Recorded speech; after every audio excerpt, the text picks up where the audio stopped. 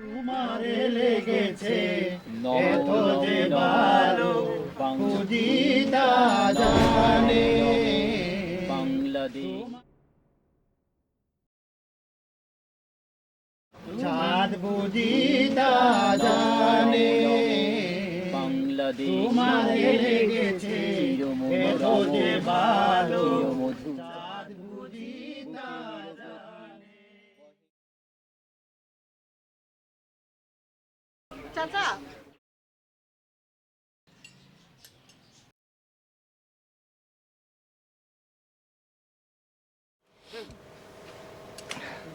আসসালামু আলাইকুম। বসুন। গাড়ি ঠিক হয়নি? সরি ম্যাডাম, আর মাত্র 2-3 দিন লাগবে। শিট।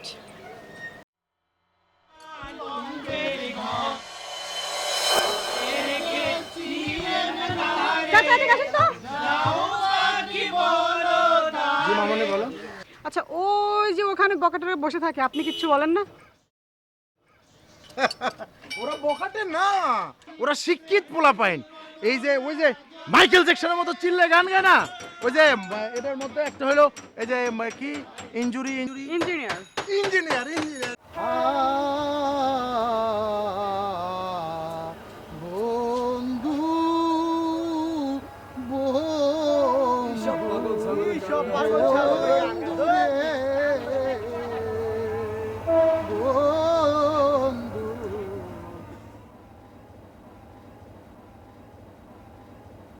বেয়াদব পোলাপান, আমি এত সুন্দর গান করলাম আর আমার গান শুনে না। ওরা শিল্পীর কদর করতে জানে না। হ্যাঁ, কদর দ্বারা কিচ্ছু হবে না। ওই যে দাঁড়িয়াল একটা বসা আছে না, এর নাম মাসুদ, মেডিকেলে পড়তো। ওই যে কবিতা আছে না, কবিতার পাল্লায় পড়া সারাক্ষণ নেহারি আমারি নত শির ওই শিকর হিমাদ্রির বলবীর বল মহাবিশ্বের আকাশ ফাড়ি চন্দ্র সূর্য গ্রহ তারা ছাড়ি এই দাঁড়ারে পুষিল প্রাণের আজি এ প্রভাতে রবির কর কেমনে পুষিল প্রাণের পর কেমনে পুষিল গুহার আধারে প্রভাত পাখির গান। আগুন লাগবে? ওরে না রে, আমি জানি সিগারেট খাওয়া স্বাস্থ্যের জন্য ক্ষতিকর। ওই কলেজে পড়ার সময় বন্ধু বান্ধবের পাল্লায় পড়ে একটু আধটু খেতাম আর কি, ওই নেশাটাই এখনো ছাড়তে পারিনি। ওই যে তার পাশে একটা বসা আছে না, বাড়িঘরের নকশা বানায়, কি যেন কয়, ও আর্কিটেক্টস। টাকা দিবেন না? করে নিও। আর কত? প্রতিদিনই তো সিগারেট নেন। কত টাকা হয়েছে হিসাব রাখছেন? তুমি হিসাব রাখো, আমি একজন আর্কিটেক্ট, টাকার চিন্তা আমি করি না। কিছুদিনের মধ্যে দেখবা তোমার আশেপাশে যেসব ফাঁকা জায়গা পড়ে আছে আমার করা ফ্ল্যাট বাড়ি হবে। যাও, কথা দিলাম, বাকির টাকা যতই হোক তোমার নামে একটা ফ্ল্যাট লিখে দেবো। অগ 5 জনের মধ্যে সবচেয়ে বড় লোকের পোলা জীবন, বাপের মেলা টাহা, নিজেকে সব সময় ফিল্মের হিরো ভাবে। বাবা, আমার কিছু টাকা লাগবে। নিজে ইনকাম করলে হিরো করে বেরোয় যেত। আমি কাজ করলে বাংলাদেশ ভবিষ্যৎ হিরো হারাবে। তুই যা যা, আমার চোখের সামনে থেকে যা। যে ঘরে মিশা সওদাগরের মতো বাপ আছে সেই ঘরে আমি থাকি না। চললাম। যা যা, পকেটের টাকা যখন শেষ হয়ে যাবে তখন মিশা সদাগরের কাছে এসে হাত পাততে হবে। ওই যে মাঝখানে যেটা বসে আছে না, মামুন, বিশাল শিক্ষিত পোলা, এই যে MBA না কি কয়,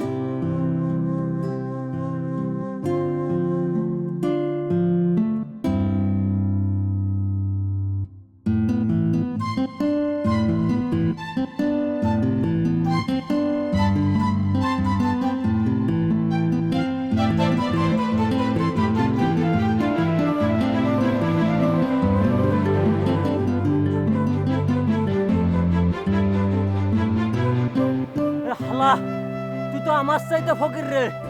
তুই ফকিরের টাকা মারিস, তুই জীবনে অনেক বড় হবি।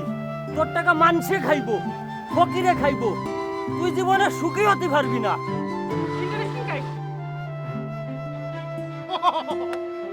ইন্টারেস্টিং। সেই কলেজ পাড়া থেকে কি জাদু করিলা পিরিতি।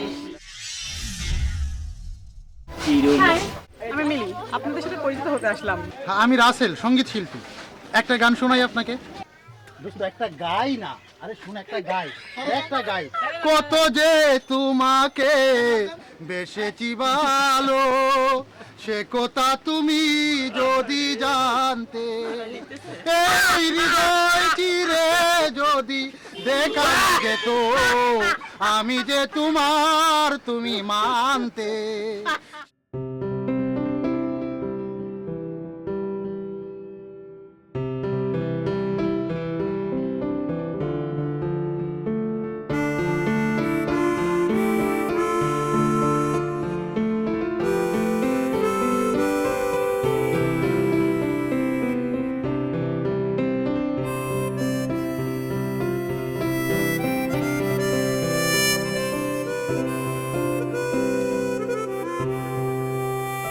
আপনাকে যখন আমি প্রথম দেখি, প্রথম দেখাতেই আমার একটা ভাবনা চলে আসে আপনাকে নিয়ে। আমি ভাবছি শুধু আপনাকে নিয়ে।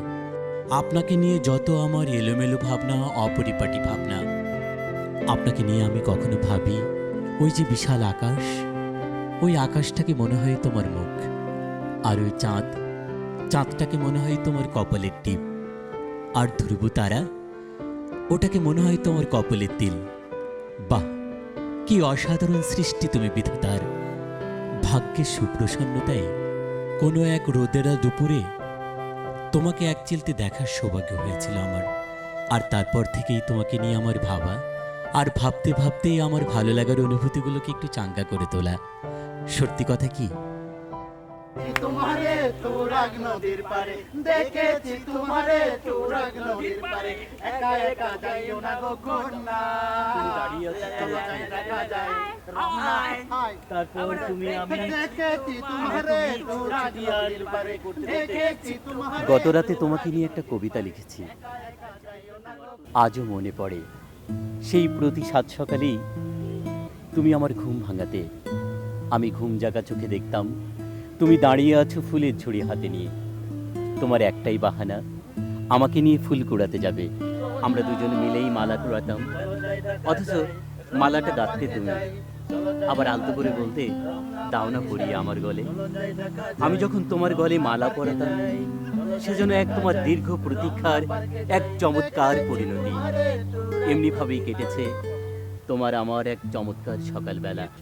তারপর তুমি, আমি তুমি দুজনে ছুটোছুটি আর লুটোপুটি করতে করতে ছুটে যেতাম সেই বেলি ফুলতলায়। তোমার তুমি আর আমার তুমি, এই দুই তুমি মিলে। আপনার কবিতা খুবই অসাধারণ, যার কোনো তুলনা হয় না।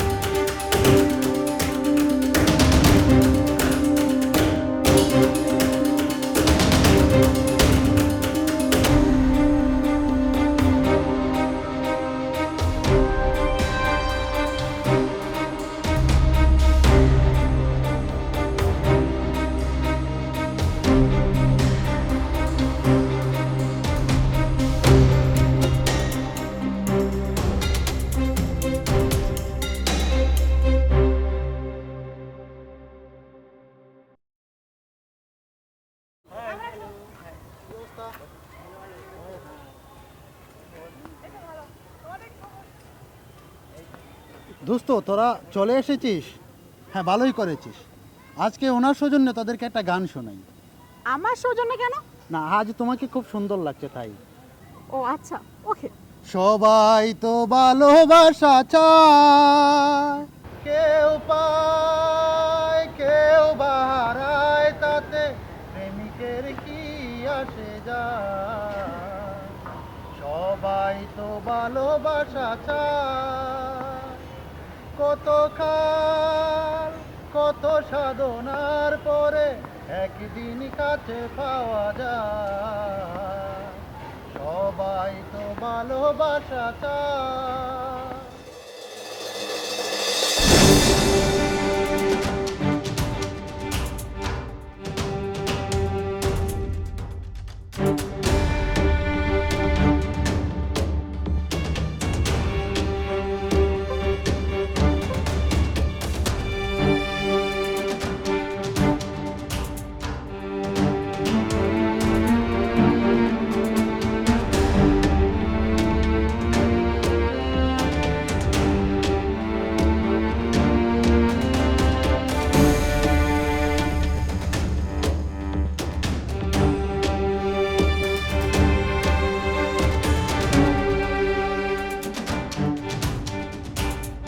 আপনাদেরকে মনে হয় কেউ টার্গেট করেছে। কিন্তু স্যার আমাদের তো তেমন কোনো কে কখন তার শত্রু হয়ে যায় তা কেউ জানে না। আপনারা এখানে আর কেউ আড্ডা দিবেন, পরপর শুরু হয়েছে। তাছাড়া দুজনেই আপনাদের বন্ধু। স্ট্রেঞ্জ।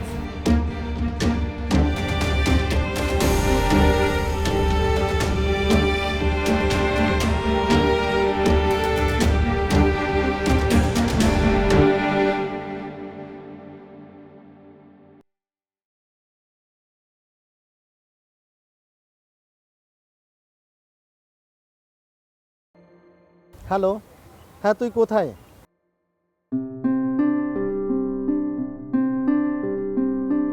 আচ্ছা সোহেল কোথায়? সোহেল, তুই কল করার সাথে সাথেই তো আমি জানাই দিলাম। এখন আসছে না কেন? দাঁড়া একটু ওয়েট কর।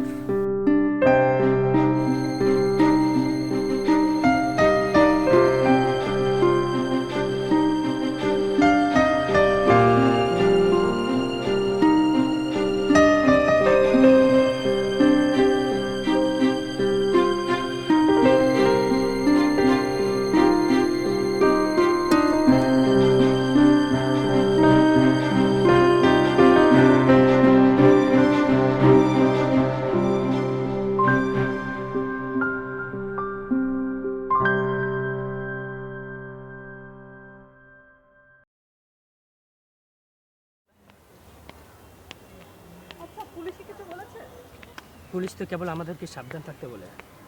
আমরা তো তাই বলবো, আপনারা সাবধানে থাকবেন। আচ্ছা মামুন সাহেব, আপনার কি কোনো কাজ আছে এখন? না তো, কেন? না, আমি একটু মার্কেটে যাব, একা একা যেতে ভয় করছে, সাথে গেলে একটু ভালো হতো। ওকে, বাই। হ্যাঁ চলো দোস্ত, বাই।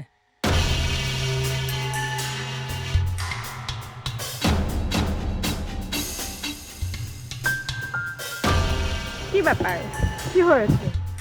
এভাবে চুপ করে আছেন কেন? না কিছু হয়নি। কিছু তো একটা হয়েছে, এরকম মন মরা থাকলেও থাকলে হবে, কিছু একটা বলেন। কি করবো? যখন আমি আড্ডাখানায় ছিলাম না, তখন তো বেশ হইহুল্লোর করতেন, আর আমি আসার পরে আপনাকে আর এগুলো করতে দেখিনি। কারণটা কি জানতে পারি? এখন আর ভালো লাগে। প্রথমে আমিও বিশ্বাস করিনি। গতকালকে মাত্র মার্কেটে গেলাম, রাতের বেলা কি থেকে কি হয়ে গেল। সকালে শুনি মামুন সাহেব বিষয়ে খুন হয়ে। এখন তো মনে হচ্ছে এরপর আপনি। সম্ভব নয়। মানে? আমার কিছু হবে না, ওদেরকে আমি খুন করব।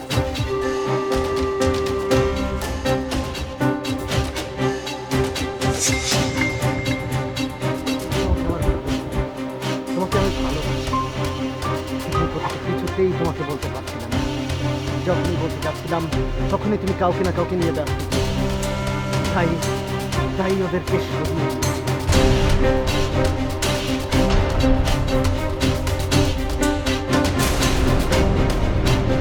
এবার মানে কি বলছেন আপনি? ব্যস্ত? এত কিসের ব্যস্ত? কি কথা বলো ওদের সাথে? কি কথা বলো ওদের?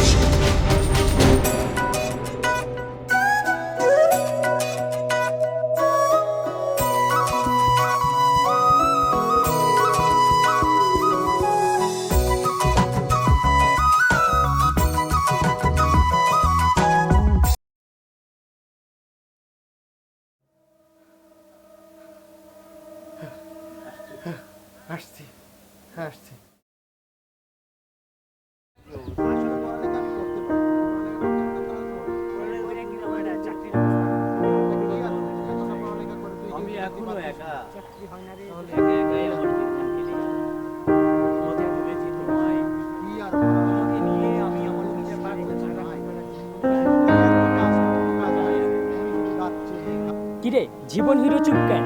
তোরা জানিস না বন্ধু আমার প্রেমে পড়েছে। ও তাই নাকি? কার প্রেমে? হ্যাঁ, তোরা দেখিসনি মিলির সাথে কথা বললে কার জানি গা জ্বলে। তোরা টের না পাইলেও আমি ঠিকই টের পেয়েছি। কিরে কি হয়েছে তোর? আরে কাঁদছিস কেন? কি হয়েছে বলবি তো? আরে কামিজ কেন বল? কিরে দোস্ত তোর কি হয়েছে? আরে কামিজ কেন বল না বেটা? বল না দোস্ত বল কি হয়েছে? দেখছ না কেমন লাগে? আরে ঘটনাটা কি হয়েছে? বলবি তো? না ঢাকায় করে যাচ্ছে বলবি তো আমাদের? ও কেঁদেই যাচ্ছে। বল না, তুই না বললে বুঝবো কিভাবে? বল